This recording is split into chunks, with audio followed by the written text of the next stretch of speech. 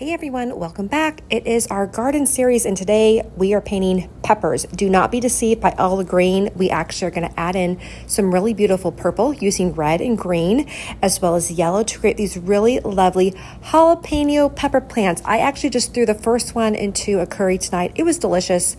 So we are probably going to have to paint all of our lovely vegetables that we're picking from our garden after we paint all of the plants with them hanging on it, right? So grab your colors, grab a piece of paper and some water, and let's start painting together.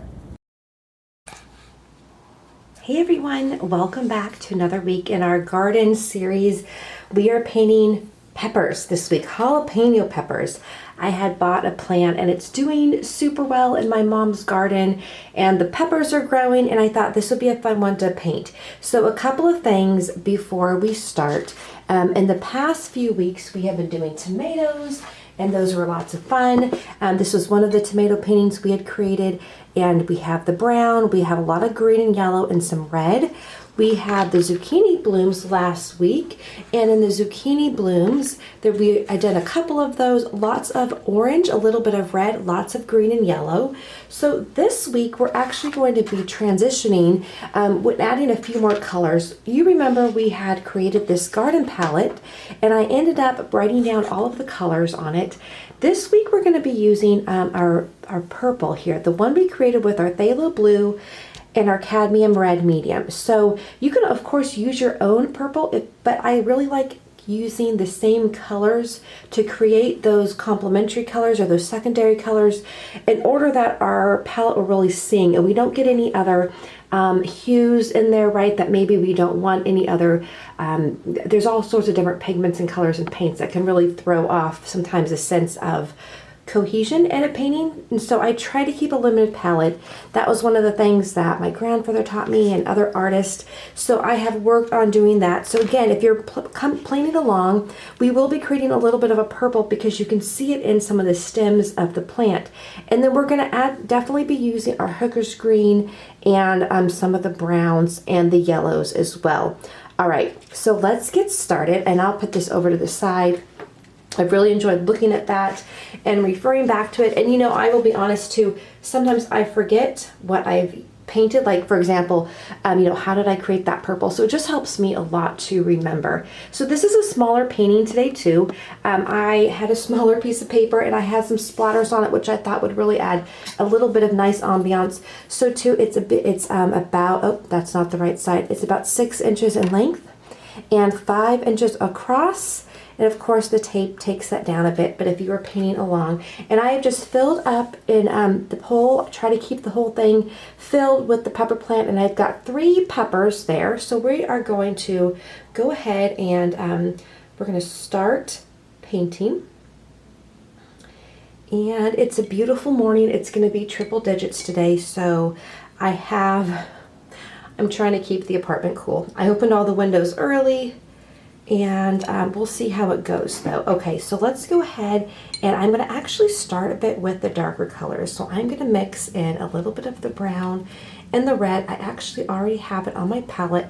I'm going to take this smaller paintbrush because this is a smaller painting, and if I'm really looking, I'm seeing some of those darker colors right in here. And so I'm just going to paint a little bit in to remind me that I am making sure I add in those darker colors.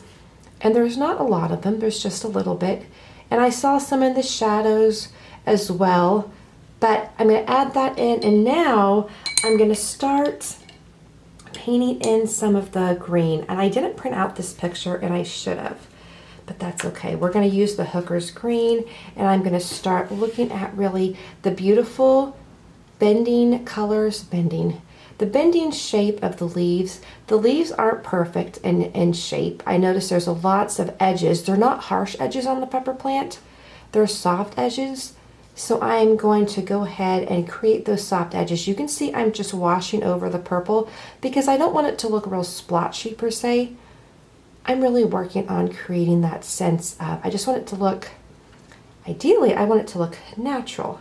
So again, I've just got the hooker's green medium. I'm not even mixing it with anything else. The other one didn't here, I think that had been mixed with a little bit of yellow. But I'm going to come up here. I'm not painting the whole thing in. I want to leave room for the light to bounce off with some of that reflection, and I will come and add a little bit of yellow in here too. All right, just moving along here. And the peppers are going to be a little bit darker, so we're actually going to probably add a little bit of that purple to the green to get some shadowing. I'm going to go ahead now and I'm going to take some of the other green. We've got the permanent green here. I'm going to mix a bit of the permanent green with the hooker's green, so we've got those two greens going on. And I am going to go ahead and lay down the pepper. But again, don't paint the whole thing green. Make sure you leave some spots out for that light to reflect off of it. And also we're going to add in some yellow too. You'll notice too, and I'll pull this in a little bit closer. Peppers, I had made them a little bit almost even all the way from top to bottom, almost coming down in an upside down triangle, a long one.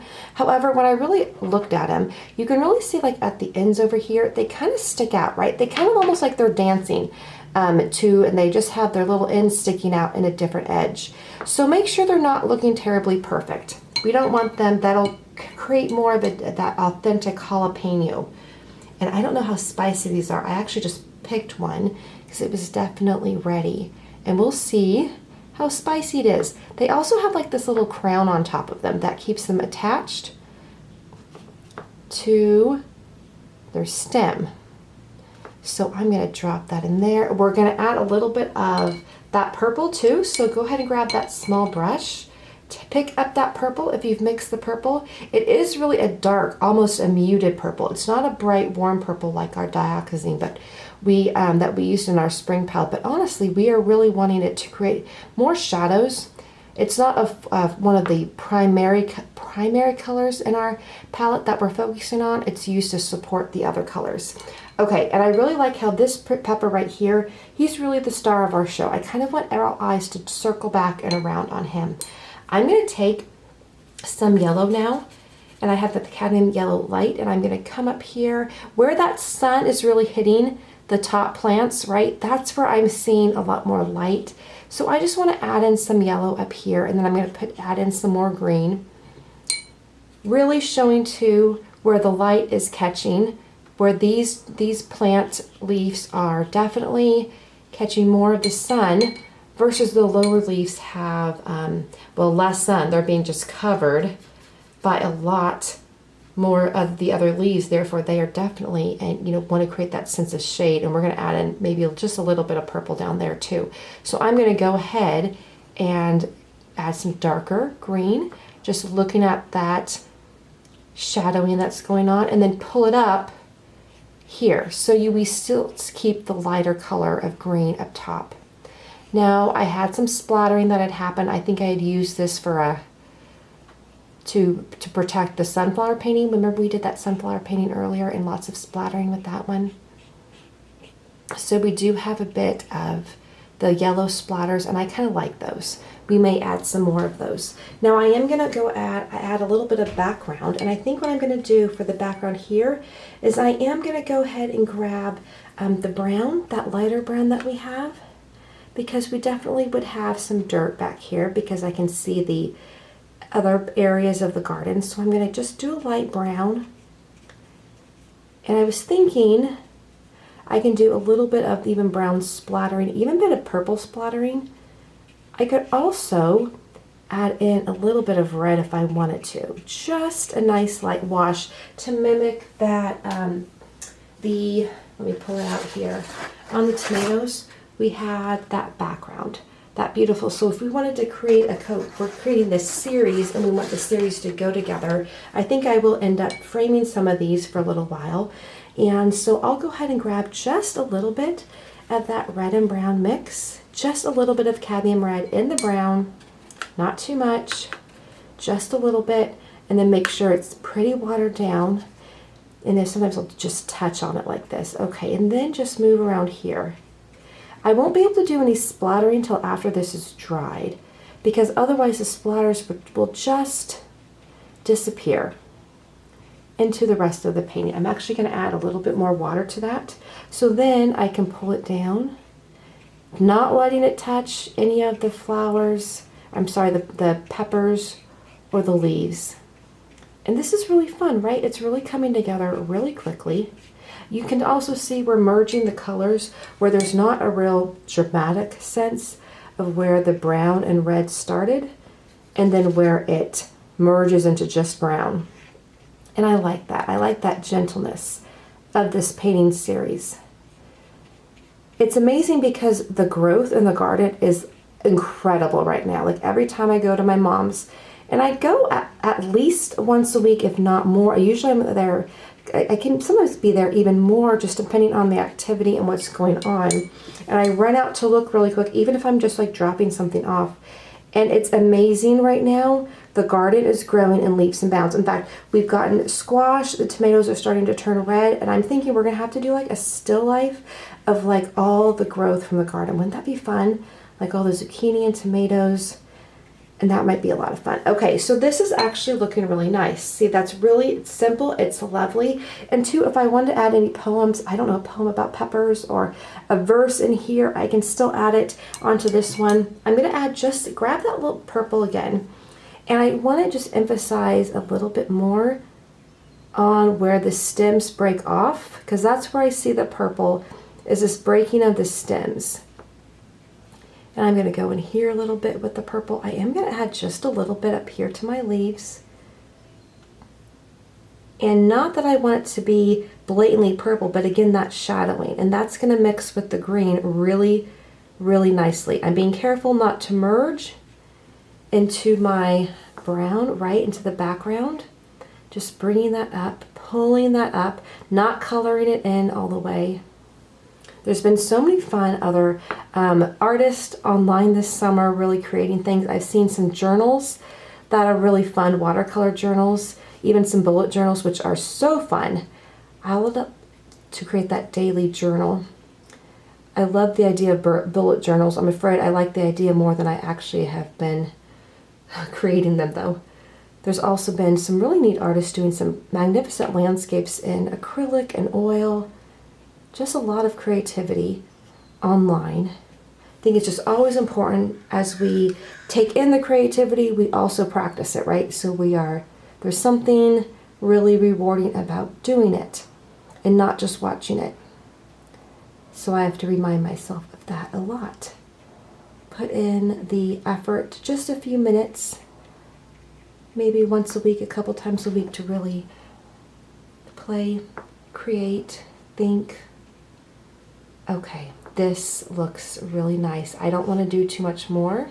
Sometimes we can tend to go over. It's a very loose watercolor. I am going to take the pepper plant right here though, the one right here, and we're going to add a little bit more color just to give him some definition, and this one too. I'm even going to take a little bit of that purple, mix it in with the green, or mix even a little green with the purple, so we get a darker color, and go right up here where I want a little bit more shadowing. There we go. And that's nice, right? That is good. We've got our beautiful jalapenos. They are going to be so good. I don't think they're that spicy. I didn't get like a habanero kind, but they're going to be lovely. Okay, I'm going to take that dark color. I'm going to add just a little bit more depth in here, and that's lovely. All right, you guys, I'd even check the time. 13 minutes, not bad at all. This is just really, really pretty, really fun, really delicious, right? Okay, I hope you have a fantastic week creating, gardening, eating well, and I will see you next week.